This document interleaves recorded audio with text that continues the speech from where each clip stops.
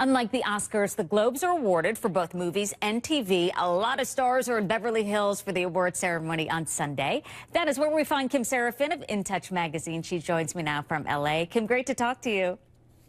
Nice to talk to you. Let's talk about the host, Ricky Gervais. Not a lot of people liked him. He's out. Two iconic comedians, females, are hosting, right? Yeah, Tina Fey and Amy Poehler hosting together. And of course, they have a friendship and a working relationship that goes back for years, working together on Saturday Night Live together. So this is really going to be good. And they're obviously not giving away too much of exactly what they're going to do, but they're riffing a lot off of each other in the interviews that they're doing about what to expect from them as hosts. I don't think you can expect anything like you saw with Ricky Gervais. They did say, you know, it's not about the host giving a big comedy performance.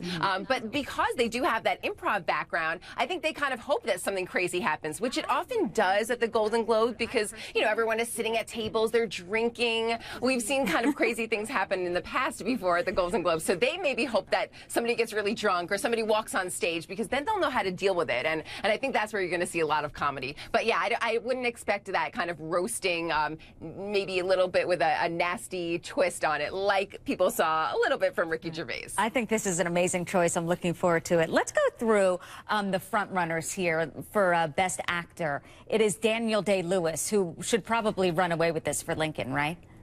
Yeah. Well, and of course, in the Golden Globes, it's different than the Oscars because you have Best Actor in a drama, and then you also have Best Actor in a musical or comedy. So for Best Actor in a drama, yeah, I think it's hands down Daniel Day-Lewis for Lincoln. I don't think anyone thinks that anyone else could win this. This is his year in so many ways. So I think this is definitely his year to win this. But then, of course, you have Best Actor in a musical or comedy. And I think for this one, a lot of people are saying Hugh Jackman in Les Miserables. He is so good in this. The singing lives definitely helped make his performance even better, and he's just great in it. Now, of course, there is Bradley Cooper out there for Silver Linings Playbook, has been getting a lot of buzz lately, but I do think this is Hugh Jackman for the musical or comedy to win that. Yeah, Hugh Jackman is amazing. I did see him live on Broadway. He really is. So good. Silver Linings Playbook, talk about that. Is that in the running?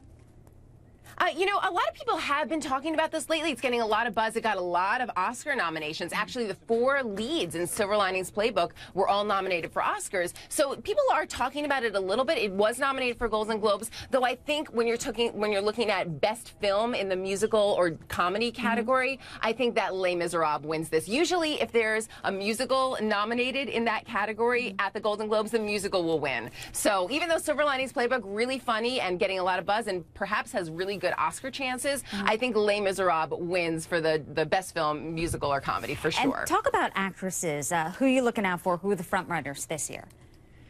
I think for actress, again, you have 2 different categories. For actress in a musical or a comedy, Jennifer Lawrence, Silver Linings Playbook, we were just talking about, she has so much buzz about her. She's so good in this movie. She's funny, she's witty, she's smart. She's such a good actress. She goes far beyond what she did in the Hunger Games. And what she did in the Hunger Games was great, but she has all the buzz, I think, in this category. So I think this is her year to win this. But now you also have Best Actress in a Drama, and this might be a race here. This might be one to watch. A lot of people saying Jessica Chastain in Zero Dark 30 because she really carries that movie in so many ways. That is her movie. So I think it's probably her year, but Naomi Watts in The Impossible is also so great. She gives such a heart-wrenching performance. If you haven't seen it, of course, about the tsunami, she is great in it. So there's a lot of people saying that this actually could be Naomi Watts to win Best Actress in a Drama. Have to catch up on my movies. There's a lot of great ones out there. Kim Serafin, So great many to great talk ones to you. Looking forward to the Globes this Sunday. Thanks.